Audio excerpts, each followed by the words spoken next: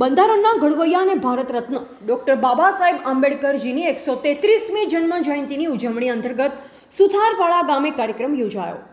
વલસાડ જિલ્લાના કપરાડા તાલુકામાં સમાવિષ્ટ સુથારપાડા ગામ ખાતે સમગ્ર આદિવાસી સમાજ કપરાડા દ્વારા ભારત રત્ન ડૉક્ટર બાબા સાહેબ આંબેડકરની 133મી જન્મ જયંતિની ઉજવણી અંતર્ગત ભવ્ય કાર્યક્રમ યોજાયો હતો, જેમાં મોટી સંખ્યામાં આજુબાજુના ગામના હજારો આદિવાસી લોકોએ હાજરી આપી।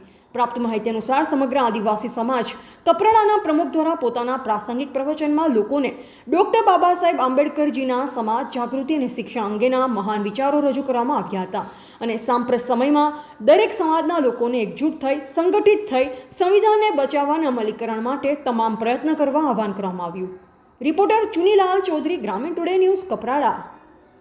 कमनसीबी ए आपणी छे के आ संविधाननो उपभोग आपणे बनी नहीं शक्या કે સંવિધાનની અંદર જે હક એવા હોય, તમામને એક મતનો અધિકાર હોય, તો તમામ જે એક મત આપનાર જે વ્યક્તિ હોય તેને દેશની સંપત્તિમાં તમામ સરખો હિસ્સો મળવો જોઈએ અને તે આજ દિન સુધી ન મળ્યો।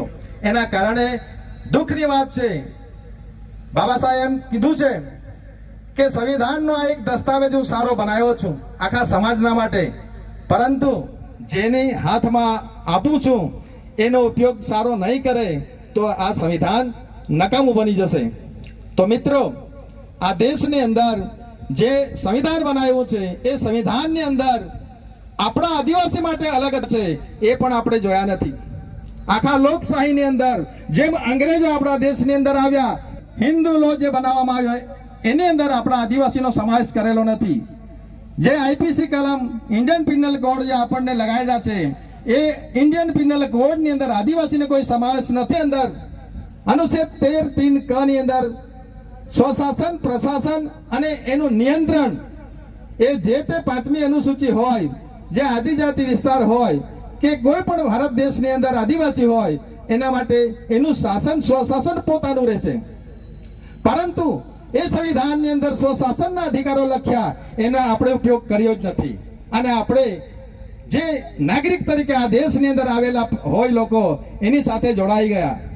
અત્યારે ઘણા વક્તાઓ કીધું કે આ દેશની અંદર તમામ અધિકારો આપણને મળ્યા છે, પરંતુ સ્પેશિયલ જે અધિકાર આપણને મળેલો છે તે તરફ આપણે વળ્યા નથી અને પરપ્રાંતિના સાથે આપણે જોડાઈ ગયા અને તેના કારણે આજે આપણે આ પરિસ્થિતિમાં મુકાયા છે।